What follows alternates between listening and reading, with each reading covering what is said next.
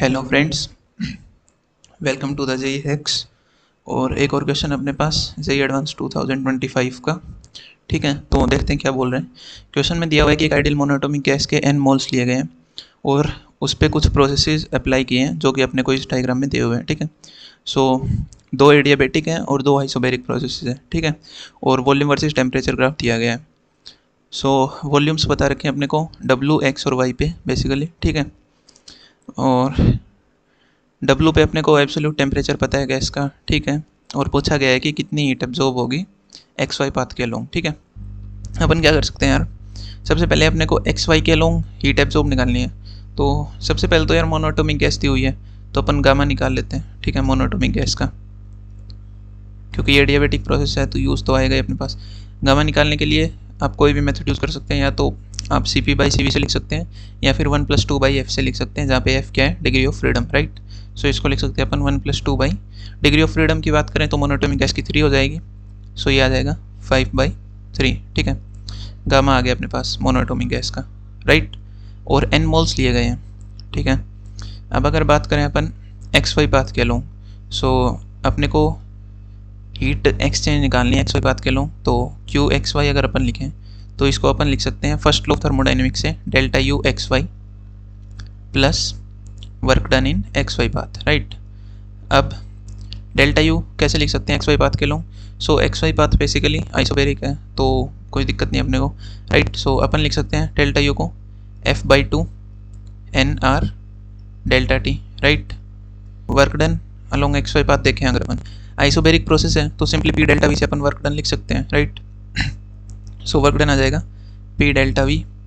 ठीक है, और ये है अपने पास एफ अपने को पता ही है 3 है। राइट, सो इसको पुट कर देते हैं अपन, ये अपने पास 3/2 एन आर डेल्टा टी।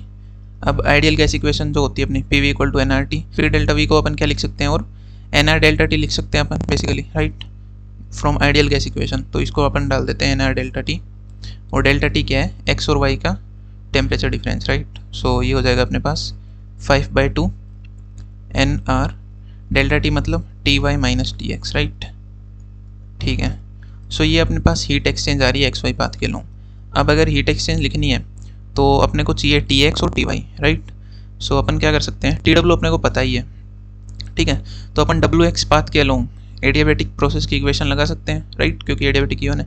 अब एडियाबेटिक प्रोसेस के रिलेशंस तो आपको याद ही होंगे, एक तो प्रेशर वॉल्यूम में रिलेशन होता है पी वी की power gamma equal to constant, और अपने को जो अभी लगाना है वो टेम्परेचर के टर्म्स में लगाना है, टेम्परेचर और वॉल्यूम के टर्म्स में, बिकॉज वॉल्यूम दे रखी है और टेम्परेचर पता करना है एक्स पॉइंट का। राइट, सो अपन लगा देंगे टी वी की power gamma -1 equal to constant. ठीक है, सो टेम्परेचर और वॉल्यूम वाला रिलेशन अप्लाई करना है।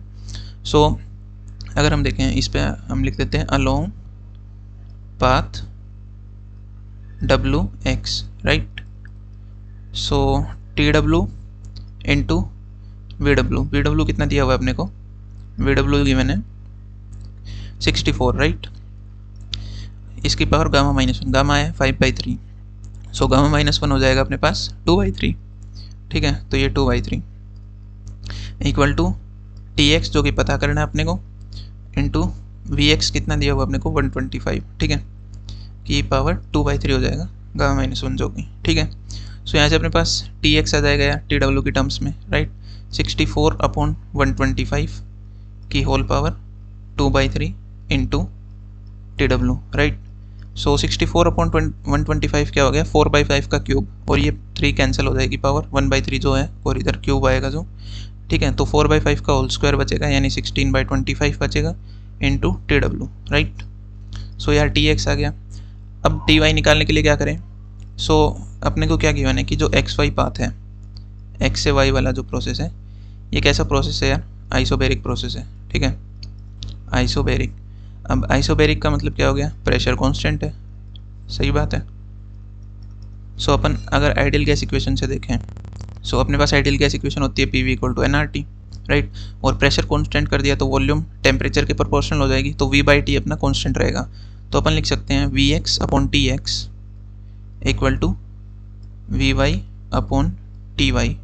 राइट, सो वी एक्स अपने पास है ही, कितनी है, वी एक्स अपने पास है 125 और वी वाई है 250, राइट। सो वी एक्स को पुट कर देते हैं 125 अपॉन टी एक्स, जो कि अपने पास आ ही चुका है टी डब्ल्यू के टर्म्स में, और वी वाई है 250 और टी वाई अपने को निकालना है। यहाँ से टी वाई कितना आ रहा है यार, टी वाई आ रहा है 2 टाइम्स टी एक्स, और टी एक्स को अपन पुट कर देते हैं टी डब्ल्यू की टर्म्स में, जो कि अपने पास 16/25 टी डब्ल्यू, राइट। सो ये हो जाएगा यार 32/25 टी डब्ल्यू, ठीक है। सो टी एक्स आ गया, टी वाई आ गया यार।